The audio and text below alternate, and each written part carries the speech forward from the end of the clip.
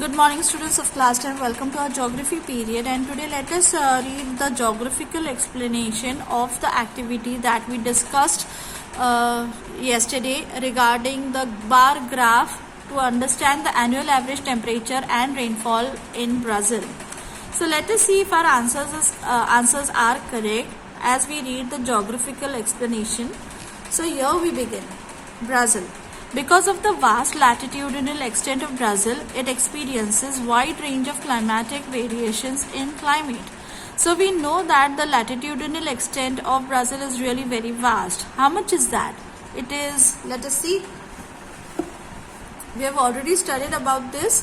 So we can see the latitudinal extent, that is the horizontal lines that run across the globe.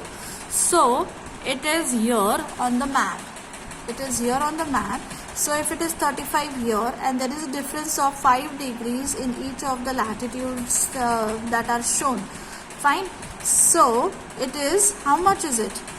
It should be 36 and 74. Yeah, 36 over here and 74 to the western part of this country. So what is the difference? 74 minus 36 gives you 38. So there is a difference of 38 degrees, right?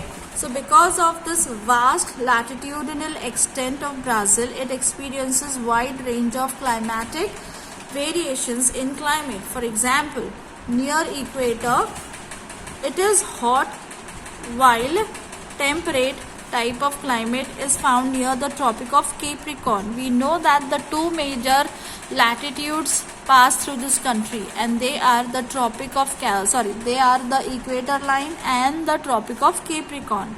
So these two lines actually pass through this country, and therefore we find that there is a wide range of climatic variations in climate in Brazil. Brazil gets rainfall from southeast trade winds and the northeast trade winds. We have already studied about that. So where do these winds come from? They come from the poles. The northeast trade winds come from the northern pole and the southeast trade winds come from the southern pole.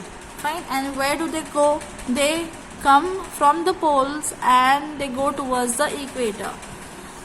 Now, parts of the Brazilian highlands extend up to the northern coast.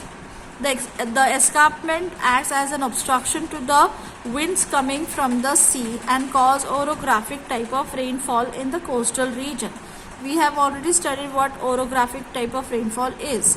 Beyond the highlands, the effect of these winds gets reduced. As a result, the rainfall is minimal, where on the highlands. This region is a rain shadow region. Why? Because of the orographic rainfall that has poured down on the escarpment or on the coast, right? Therefore, this region is a rain shadow region. This region is called drought quadrilateral. Considering the temperatures in Brazil, the northern part of Brazil is hot, while the temperatures in the southern part are comparatively lower because they are away from the equator.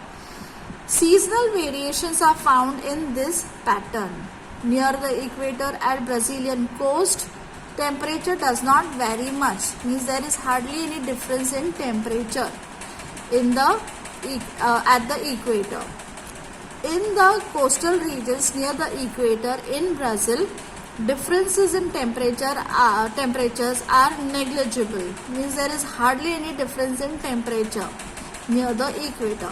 The winds move in the vertical direction in this region, which means the north and south trade winds.